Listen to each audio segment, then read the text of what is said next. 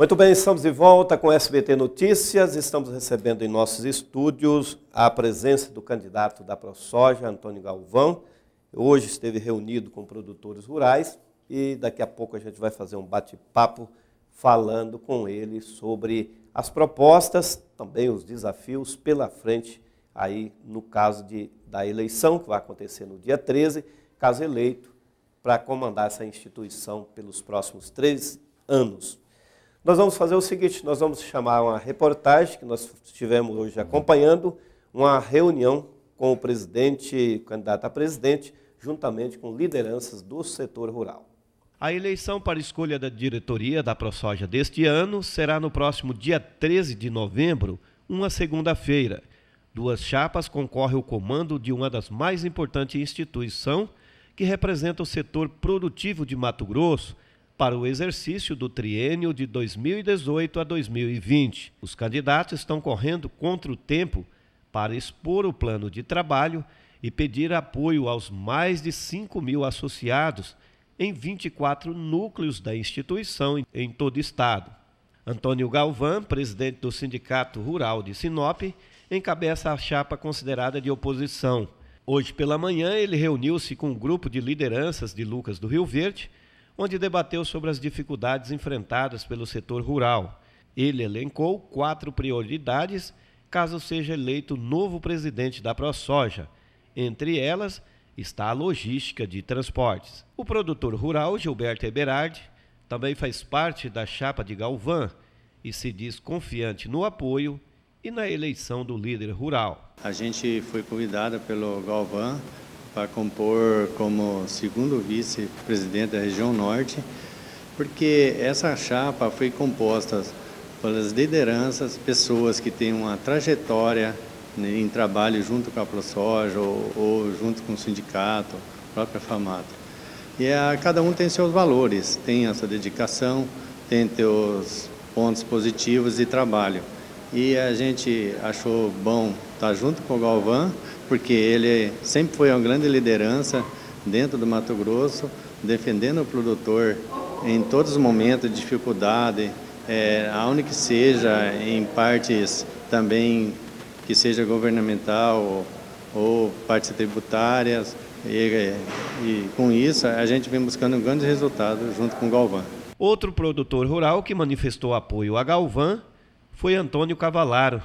Diferente de Gilberto, ele não poupou críticas à atual diretoria da ProSoja. Precisamos, seria de pessoas que realmente se empenhem pela ProSoja.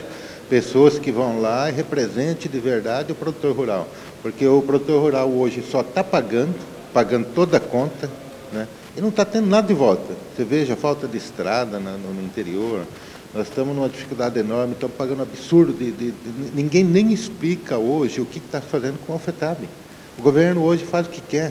Ele não cumpre nem a lei sequer, né, que teria que prestar conta de dirigir o dinheiro da forma que está determinado na lei. Ele está fazendo da forma que ele quer.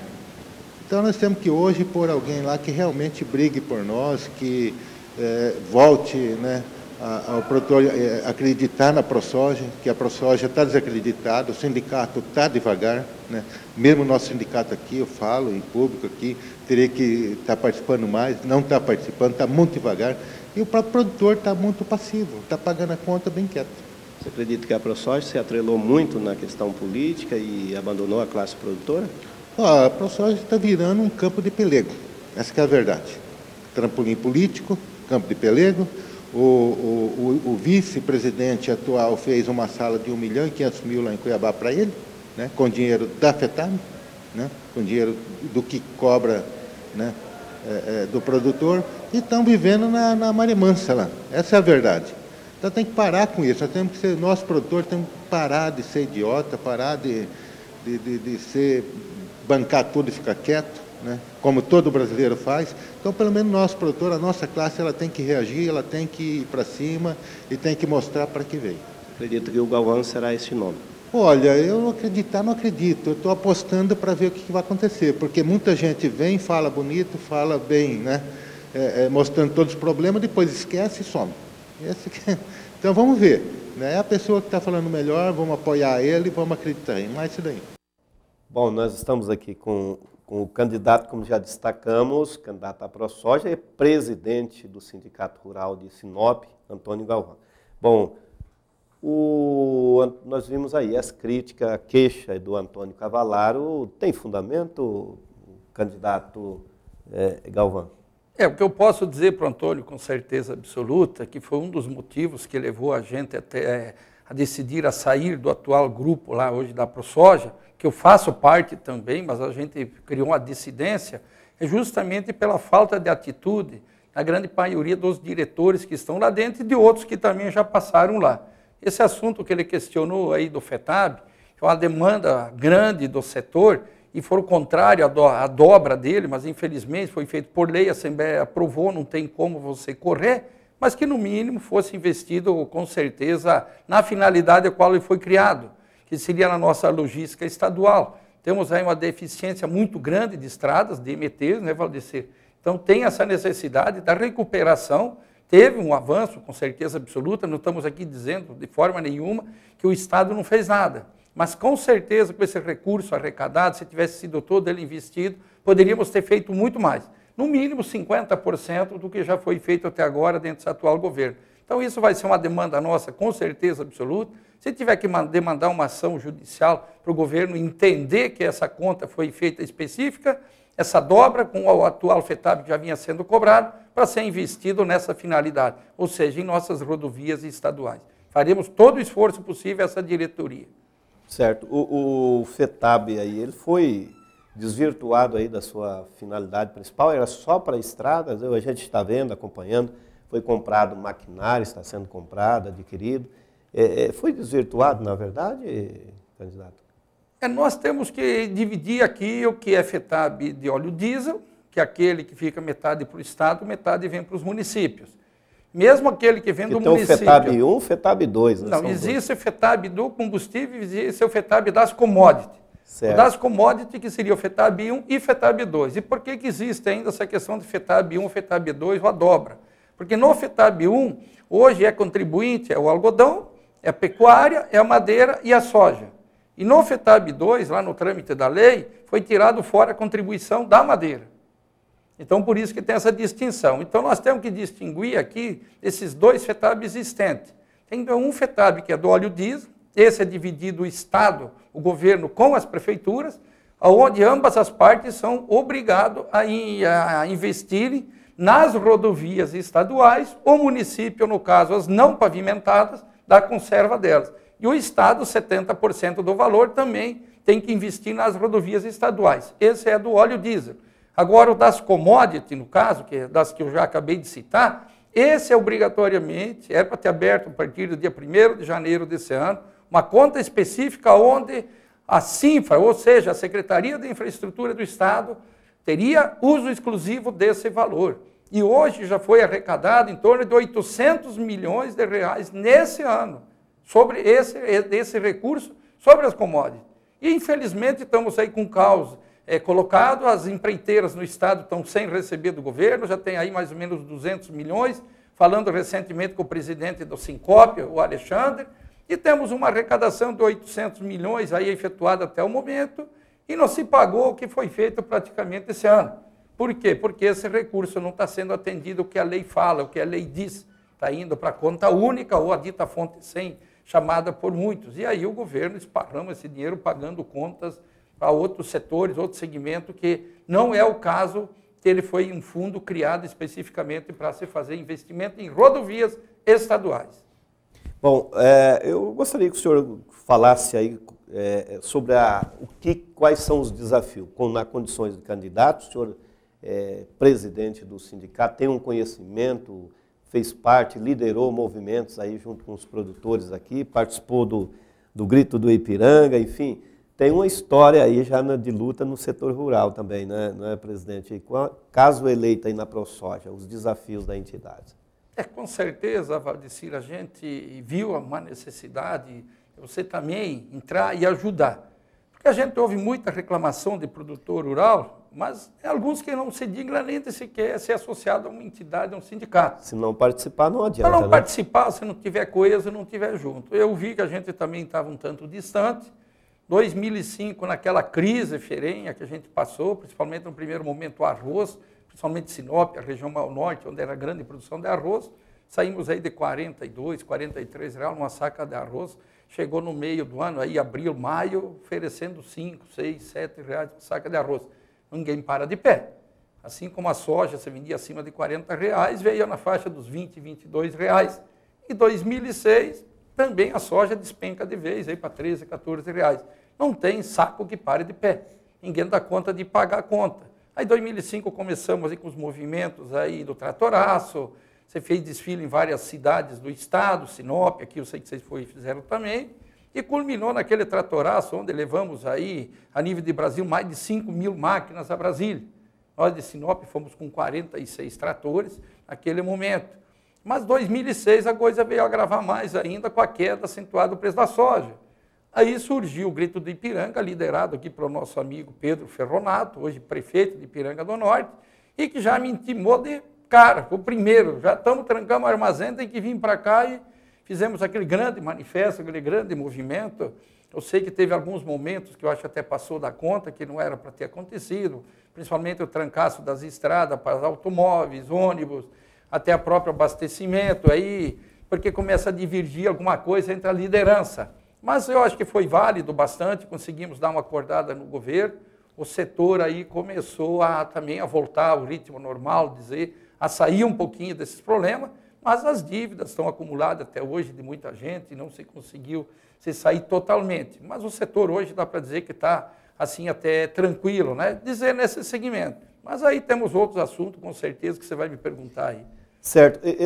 Eu falava dos desafios que os produtores, que a classe tem pela frente. O senhor já tinha elencado aqui alguma coisa para a gente, falando aí das prioridades, que a questão do FETAB nós já comentamos, os royalties BT, esse é um desafio, as sementes, né, sementes que o produtor possa estar produzindo em suas propriedades, e também essa classificação dos grãos. É um dos principais problemas hoje que a classe enfrenta, presidente?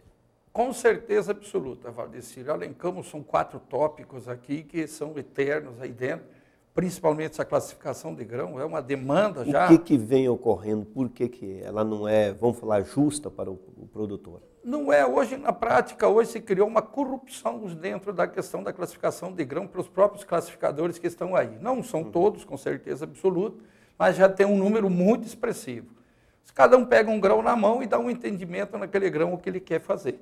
É uma manchinha mínima lá, um fala que o grão está bom, outro fala que não está bom. Então, o que nós temos que dar? Clareza do que esse grão é. Transparência no negócio. Transparência no negócio. Nós não podemos deixar submisso à vontade de uma pessoa. E não adianta dizerem que são aí vídeos, aí, tantos vídeos aí do próprio classificador, empresas conhecidas, mostrando pacote de dinheiro na mão, dizendo que lesou um produtor e lesa mesmo. Chega lá, te coloca numa situação de refém, mas se qualquer dinheiro que sair na mão dele, o produto fica bom. Então isso nós temos que clarear, temos que colocar as claras, que se o grão tem uma avaria, para mim ele tem que ter, para você ele tem que ter, para todo mundo. Ele não pode ser para um ser bom, para outro ser ruim.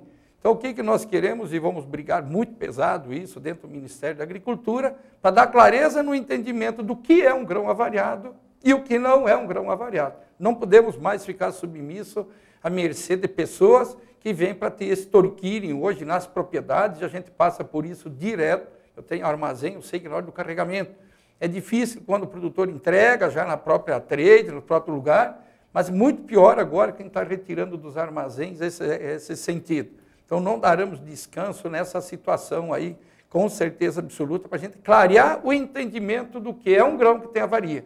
Além de que todos os trabalhos que nós fizemos até hoje, os testes de laboratório, temos uma parceria com a Universidade Federal de mais de 8 anos, mesmo esses grãos com avaria, todos eles têm teor de óleo, e por surpresa, e proteína, e por surpresa acima dos grãos bom, normal, aquele grão bonito. Então, temos que questionar, esse produto é utilizado também, aquele dito avariado, ele é utilizado, ele produz óleo, ele produz proteína e tem mais percentual. Então, também vão ter que nos achar uma forma de nos remunerar por aqueles grãos também. Certo. Essa questão dos royalties aí, o BT, isso é uma uma luta, uma briga antiga da classe produtora. Realmente, pode dizer que os precursores dessa briga fomos nós mesmos, em Sinop, através do Sindicato Rural, onde já demandamos uma ação em 2009, questionando o direito da cobrança, que já era patente vencida, inclusive, depois originou uma ação da própria ProSoja, que acabou se fazendo um acordo lá, dizer, famigerado, junto com a federação, envolvendo vários sindicatos, que nós também não deixamos aquele acordo acontecer. 5 sindicatos do Estado, juntamente com o Sinop, bloqueamos ele, está na justiça para ser decidido. Em 2013, entramos com outra ação também pelo Sindicato Rural de Sinop, questionando o sistema de cobrança perverso que é cobrado por essa empresa detentora da tecnologia BT, onde ela te cobra na moeda, se ela identificar lá no teste delas, tudo feito por ela, isso que mais deixa a gente intrigado. Ela criou teste, ela criou tudo. Se ela identificar que você tenha lá, através que seja de uma contaminação de qualquer forma, que esteja soja BT no meio, ela retém 7,5% da tua produção. E não tem lei que dá amparo nisso, não tem lei que protege, não tem lei que diga que ela possa fazer isso, mas está fazendo. E é um monopólio. É um monopólio total, hoje é a maior empresa de biotecnologia do mundo, isso não resta dúvida nenhuma, domina o mundo inteiro na biotecnologia. E vem aqui e faz uma expropriação de produtos do produtor rural, que para mim, a empresa que retém um produto dessa forma está expropriando isso do produtor. Então isso é uma demanda velha nossa, antiga, do Sindicato Rural. Com certeza, à frente da ProSoja, com essa diretoria, a gente vai poder dar uma celeridade maior e uma pressão maior para a gente poder resolver. Não somos contrários a pagar um direito, mas tem que ser um direito justo. A exemplo, hoje, comprando a semente fiscalizada, é cobrado acima de R$140 a saca do produtor. Isso lá ultrapassa os $40. O Paraguai paga 17, 18 dólares e a Argentina está pagando 8, 9 dólares por saca. Então, eu queria saber por que o Brasil tem que pagar 4 vezes mais que a Argentina e pagar mais do dobro que o Paraguai. E a biotecnologia é a mesma que está inserida lá. Então, isso a gente vai ter que acertar esses ponteiros. Se é devido, tem que ser pagar, mas pagar uma coisa justa. E essa semente salva aí, o que significa isso, presidente? A semente salva seria o caos hoje para o produtor no custo da propriedade dele. A exemplo, aí hoje os norte-americanos, Estados Unidos, hoje o produtor perdeu o direito à semente salva.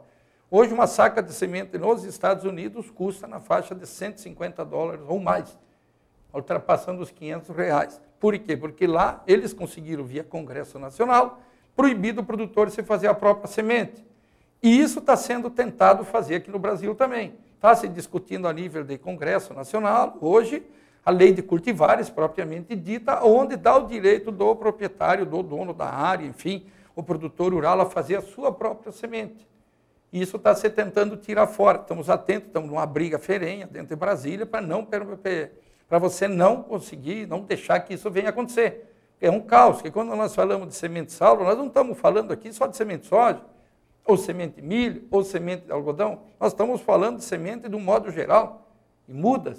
O milheto que você tem lá, que você planta para poder fazer uma palhada, a própria braquiária, uma própria crotalária, isso tudo fica vetado para o produtor fazer. Ele obrigatoriamente tem que comprar de alguma empresa como semente classificada.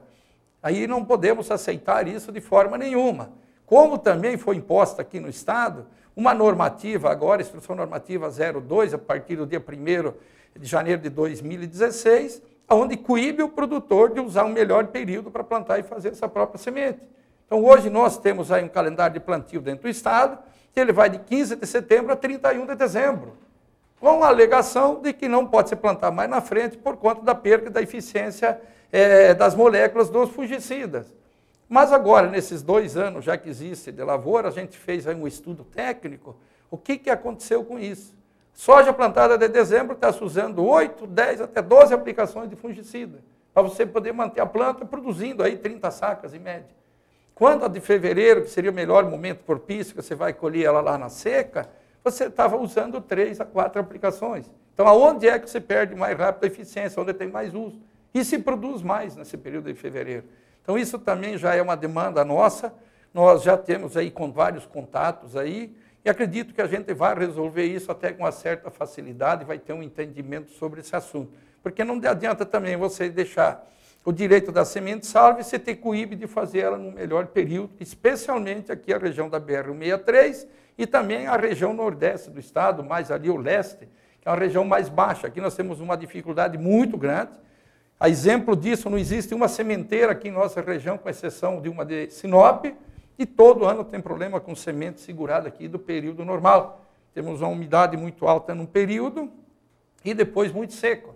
E tem se perdido o que tem se tentado se salvar nesse período. Então, nesse período de fevereiro, seria o período ideal, onde o produtor vai conseguir fazer a sua semente. Agora, claro, gente, produtor, vai ter regra. Não vai ser a levante, que a gente fala, o cara faz o que quer, o que planta. Então, nós vamos criar uma regra assim, liberar essa data, vai se ter um percentual para você poder plantar, que seria a semente exclusiva para aquele produtor. Não pode ser fazer e estar vendendo para vizinho, vendendo para terceiro, usar como comércio. Isso aí seria único e exclusivamente quem fizer de uso próprio. Bom, eu gostaria que o senhor falasse um pouco aí, eu sei que o senhor é um conhecedor muito grande dessa questão da logística, né, da ferrovia, o senhor tem estudo de viabilidade, acompanhou os debates, está acompanhando de perto. Eu queria que falasse aí, nós tivemos aí muito bem debatido, várias audiências sobre a ferrovia Centro-Oeste e a FICO. Depois teve a Transcontinental aí com a presença dos chineses anunciando investimentos. Agora vem Ferrogrão. Como o senhor vê tudo isso aí, parece que não desvirtua o foco. Vamos fazer a ferrovia, né, saindo aqui da região para Santarém, ligando Miritituba, enfim. Como que está vendo esse embaraço todo, esses interesses? Não tem um jogo de interesse muito grande aí por esse meio? Na verdade, Valdecir, quem quer tudo acaba não conseguindo nada. Né? Você colocou, citou a FICO, lembro muito bem, você estava aqui nessa audiência pública, em 2013 estaria pronto, não era isso? O trem estava apitando aqui. Só que nós esquecemos que deve ser 3013, quem sabe. Verdade, Tomara Deus que também não seja tanto assim. Mas eu acho que a FICO realmente, acho que é uma ferrovia que ela morreu, esse espaço dela, menos nesse presente momento, porque é fácil dos chineses virem aqui fazer uma bioceânica, dizendo propriamente dito, saindo do Oceano Atlântico, chegando ao Pacífico, trazendo uma conta de 70 bilhões e dizer, nós faz se vocês arrumam o dinheiro. Então, também até eu faria se alguém me dá o dinheiro, com certeza absoluta. Agora, a Ferrogrão, aí hoje, que ligaria a Sinop, é uma demanda que ela viesse até Lucas do Ouro Verde, com certeza, acredito até que venha num futuro, porque também não aconteceu lá.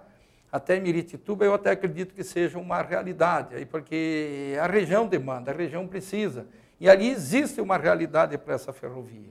Nós temos lá as ETCs. Mas não estamos conseguindo duplicar nem a 163, né? Depende que é mais de barato, onde, né? Viu, Valdecir? Depende muito, realmente, de onde vem o recurso. Né? Eu até acredito, porque ela tem uma demanda e ela vai ter um trânsito grande, porque a nossa região produz muito. Então, ela vai ter o que transportar. No primeiro momento, só de grãos. Então, eu vejo que ela tem viabilidade econômica. O problema é que essa transversal aqui não tem viabilidade econômica. Esse projeto que foi feito pelos chineses, ligando ao Pacífico, o frete também ia encarecer, porque aqui no Brasil tudo é caro. Aqui a ferrovia quer trabalhar similar à rodovia.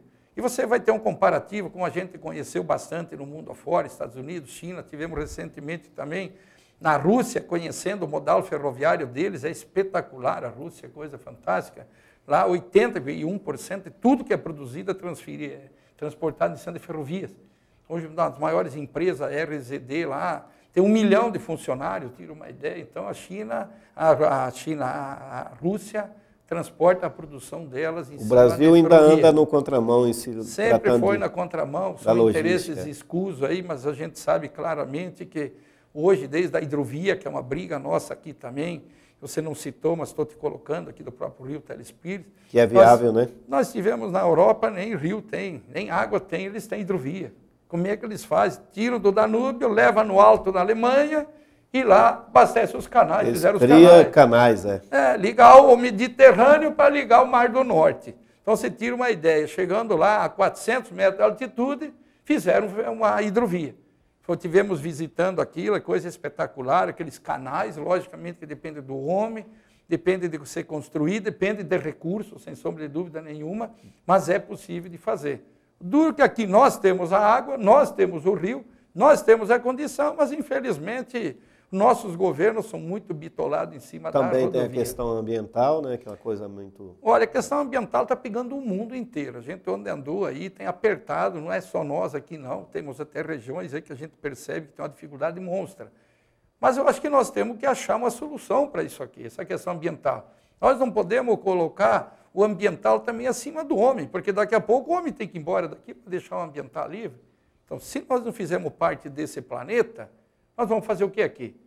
Aí nós pensamos, aí a gente ouve a todo momento pessoas falando, temos que pensar no futuro.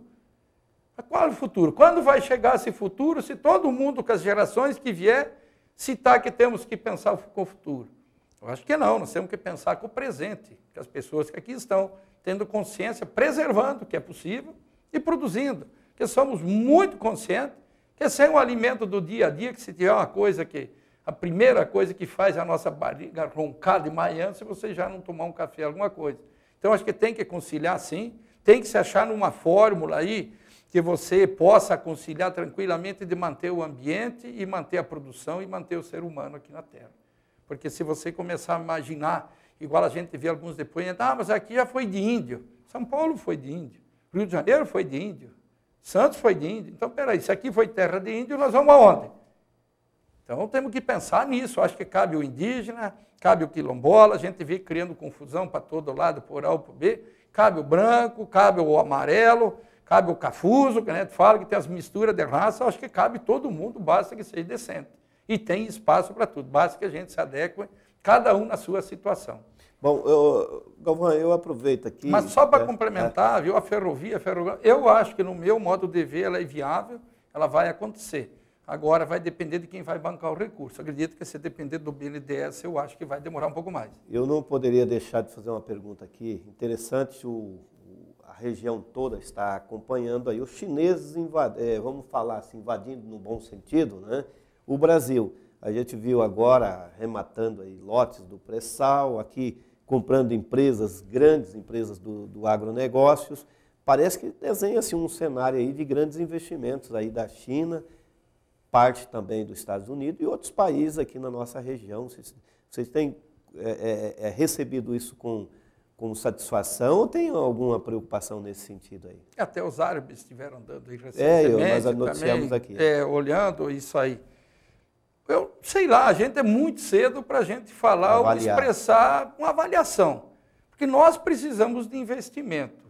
Nós precisamos que alguém faça. Daqui a pouco nós vamos ser empregados chineses no Brasil, agora, né? O que nós vamos dizer? Se nós tivermos uma legislação boa, forte, eles têm que se sujeitar à nossa legislação.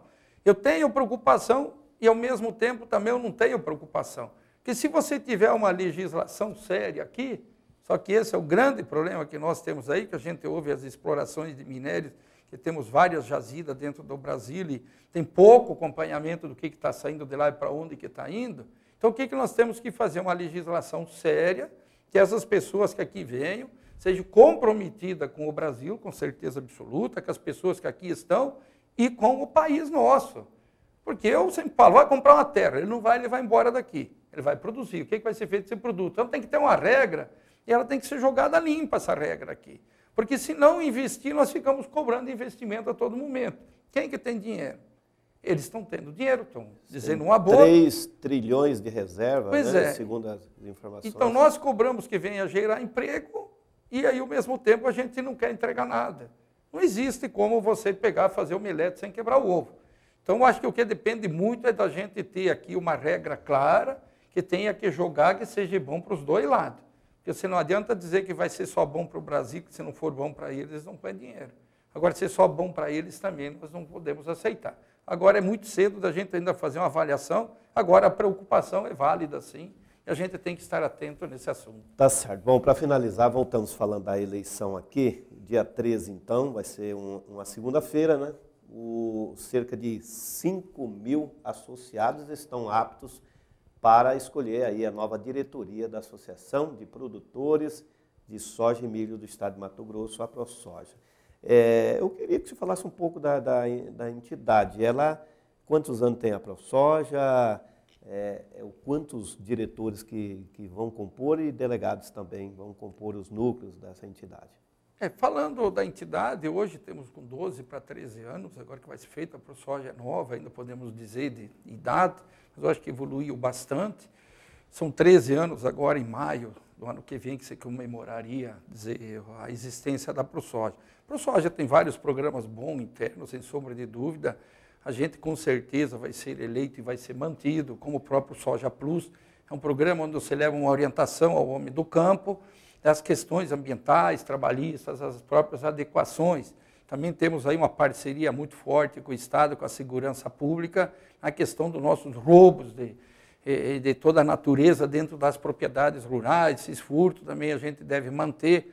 Temos aí programas aí novos que nós queremos colocar, a própria ouvidoria lá, porque existe a reclamação no campo e não tem ninguém para escutar. Existem sugestões boas a ser dado para a gente também poder analisar e ver nesse sentido. E também estamos pensando de iniciar aqui um campo de pesquisa no Estado, da ProSoja, coordenado pela ProSoja, que na prática é do produtor rural, porque é ele que contribui através do fax. Então a gente tem aí uma vontade imensa da gente colocar isso aí em prática, manter os bons programas e os novos, né? E também peço aqui ao produtor rural que ele venha votar nesse dia, porque se ele vier em massa, com certeza a chapa que lá estiver, a diretoria que lá estiver, vai estar com mais responsabilidade. Que hoje são 5.203 associados que têm direito a voto em todo o Estado, são 24 núcleos hoje distribuídos no interior, todos eles junto ao Sindicato Rural, assim como na própria ProSoja em Cuiabá, quem esteja em trânsito, então não tem desculpa dizer que eu não vou votar. Passou por Sinop, vota, passou por Colorado, vota, Sorriso, vota, Lucas, vota, Mutum, Itapurá, e assim vai indo os núcleos aqui da região norte. Então, das 6 horas da manhã, antecipamos mais 1 hora para começar às 7 horas. Questão desse atraso de plantio, a gente vem acompanhando. Os companheiros aqui de Lucas têm região muito pior que aqui, viu, gente? A gente rodou lá o leste do estado, o nordeste do estado. Está muito pior a situação. O sul do estado está muito pior que aqui, essa falta de chuva. Mas a gente peça que façam um esforço, que quantas mais pessoas vierem, quem para lá for, com certeza vai estar mais comprometido. Porque eu vejo parecendo aqui dos 5.000, que venha 4.000 votar, é muito diferente do que vir 400. Para a responsabilidade de quem estiver lá. E com certeza a gente vai estar lá, estou aqui pedindo o apoio de vocês, para a ProSoja decidida, para essa equipe que está ali, que não vai medir esforços para fazer com que nesse próximo triênio a gente volte àquela ProSoja que já tivemos com certeza absoluta. A ProSoja, ela acabou perdendo um pouco a linha, vamos dizer assim, com as questões da interferência política, partidária, presidente?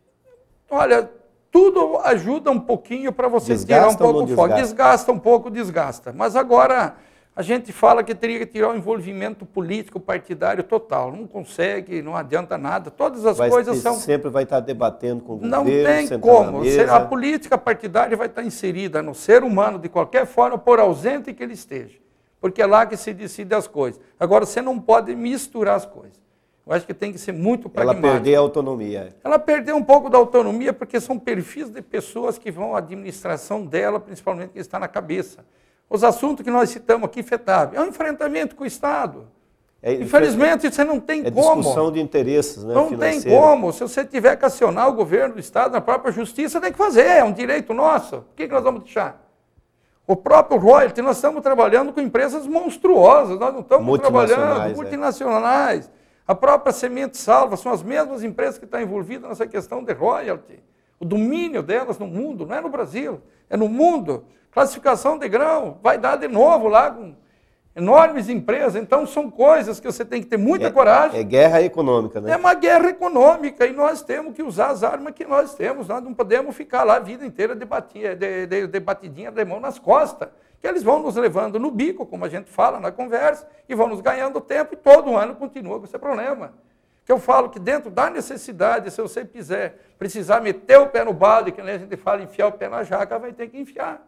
Então tem os momentos que você vai ter que, infelizmente, ter que usar até da força, vamos dizer. Lógico que não a briga pessoal, mas os meios judiciais que nós temos aí para buscar os nossos direitos. E isso vale ser com certeza absoluta, nós vamos usar, querendo ou não, gostando ou não gostar, quem seja a parte.